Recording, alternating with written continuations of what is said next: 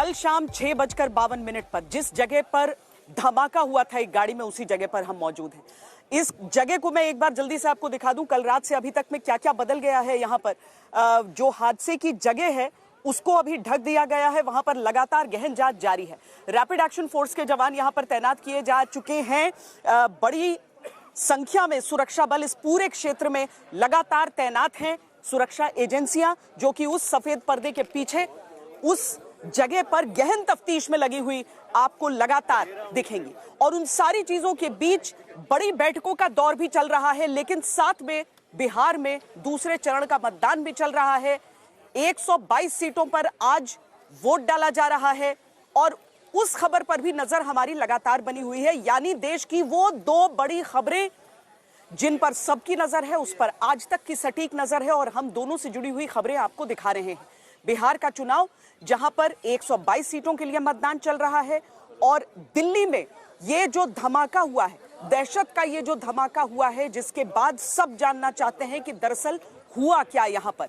तो हम सबसे पहले अपने संवाददाताओं से आपका परिचय करा देते हैं। अरविंद ओझा लगातार लाल किले से हमारे साथ बने हुए हैं, हमारे साथ हमारे संवाददाता मुनीश पांडे भी यहां से बने हुए हैं और जितेंद्र बहादुर सिंह उस जगह पर मौजूद हैं जहां गृह मंत्रालय की एक बहुत महत्वपूर्ण बैठक होनी है। 11 बजे शुरुआत इस बैठक की हो रही है। जितेंद्र, इसके बारे में जानकारी चाहेंगे आपसे।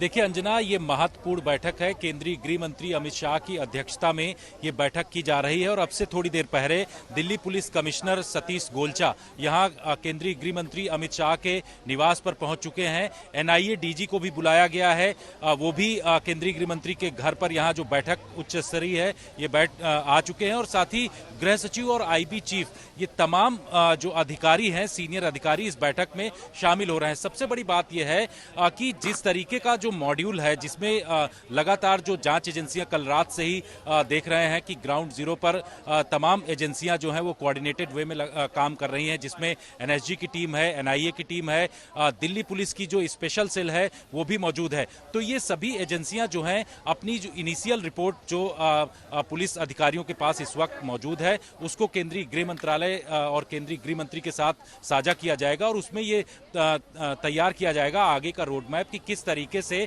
आगे कदम बढ़ाया जाएगा इन तमाम चीजों को लेकर के। क्योंकि ये कहा जा रहा है कि जो फरीदाबाद मॉड्यूल है वही मॉड्यूल से जुड़े हुए लोग जो हैं वो वहां से निकले थे और निकलने के बाद लाल किले तक पहुंचे हैं। तो इस पूरे मामले को लेकर के एनआईए डीजी इस बैठक में मौजूद रहेंगे। सूत्र ये बताते हैं गृह मंत्रालय के कि दोनों जो मामले हैं, जो फरीदाबाद मॉड्यूल है वो और इसके साथ साथ जो रेड फोर्ट के आगे ब्लास्ट हुआ है, इन दोनों मामलों को एनआईए को जल्द ही सौंपा जाएगा और इसके लिए बाकायदे नोटिफिकेशन जारी किया जाएगा। तो इस बैठक में तमाम आगे का रोड मैप तैयार किया जा रहा है कि किस तरीके से इस पूरे मामले की तफ्तीश किया जाए, क्योंकि एजेंसियां लगी हुई हैं। हमने ये देखा कि एनएसजी की जो टीम है उन्होंने तमाम एविडेंस कलेक्ट किए हैं और ये कहा जा रहा है कि जो विस्फोटक सामग्री है वो विस्फोटक सामग्री हाई इंटेंसिव ब्लास्ट करने की क्षमता वो रखता है और इसी वजह से इस तरीके से एनएसजी तमाम जो उसकी एफएसएल की टीम है, एनआईए की जो टीम है, वो सब लोग मिल करके तफ्तीश कर रहे हैं और निकालने की कोशिश कि कितना विस्फोटक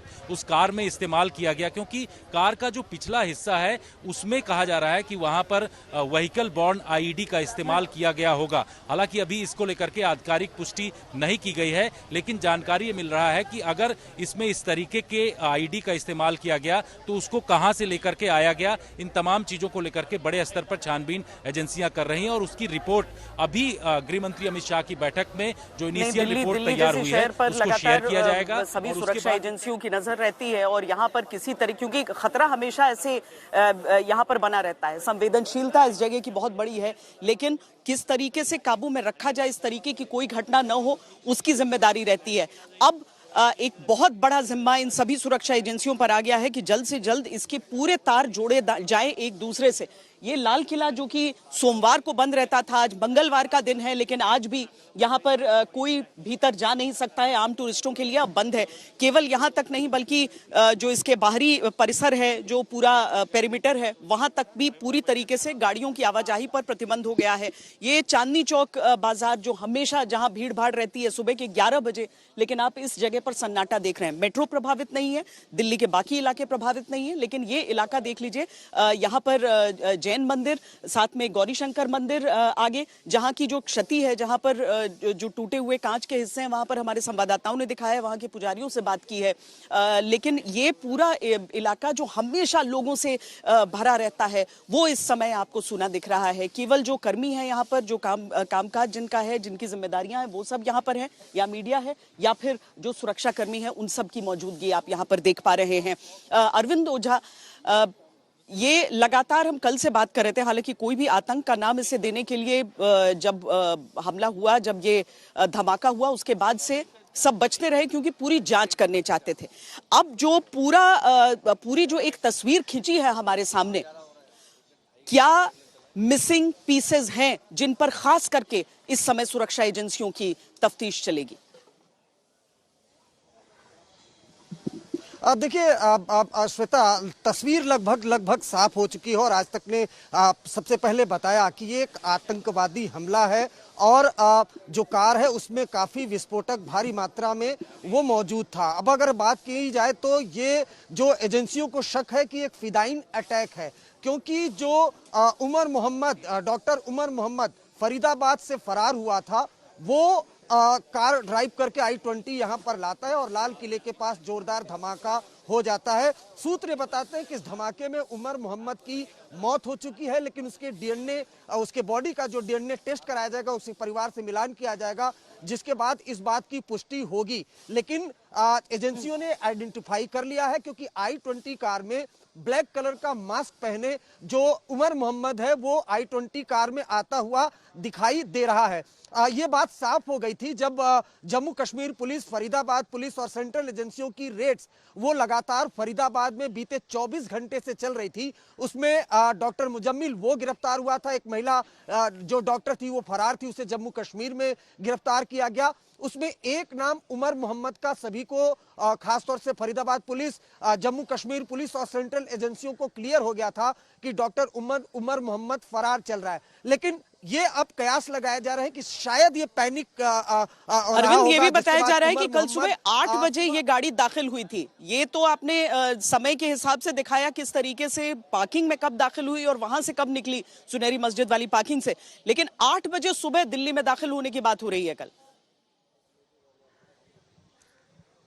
जी बिल्कुल, देखिए ये जो हमें जानकारी मिली है उसके मुताबिक फरीदाबाद और बदरपुर बॉर्डर से I-20 कार 8:04 पर दिल्ली में एंट्री करती हुई दिखाई दी है। उसके बाद 3:19 पर जो सुनहरी मस्जिद की पार्किंग है, लाल किले का बैक साइड पड़ता है, वहां पर पार्किंग में एंट्री करती हुई दिखाई देती है। 6:48 पर कार निकलती है और जरा मैं आपको दिखाना भी चाहूंगा तस्वीरों के जरिए। ये जो रूट है ये ITO और अगर बीच में आप जाएंगे तो सुनहरी मस्जिद जो राजघाट का इलाका है उस साइड पड़ता है। कार अगर I-20 आती है तो हमारे राइट साइड में लाल किला है और इस साइड से, इस रूट से जो कार है I-20 कार वो आती है। सामने की तरफ गौरी शंकर जो मंदिर है वो पड़ता है, उसके बाद बीच में कट नहीं है, फिर सीधा आगे की तरफ I-20 कार जाती है, यू टर्न लेकर आती है, उसके बाद उस जगह पर धमाका हो जाता है। 8:04 पर बदरपुर बॉर्डर पर I-20 कार एंट्री होती है। उसके बाद का जो गैप है वो मिसिंग है, कहां पर वो कार गई। उसके बाद 3:19 पर कार जो स्पॉट होती है सुनहरी मस्जिद के पास जो लाल किले का बैक साइड है वहां पर। 6:48 पर कार निकलती है। उसके बाद यहां पर जोरदार धमाका हो जाता है। विस्फोटक के अलावा कुछ ऑयल भी इस्तेमाल हुआ है इस कार बॉम्ब ब्लास्ट में, और अभी तक एजेंसियां यही मानकर चल रही हैं कि एक फिदाइन अटैक है जिसमें डॉक्टर उमर मोहम्मद मारा गया है। उसके कुछ बॉडी पार्ट्स रिकवर हुए हैं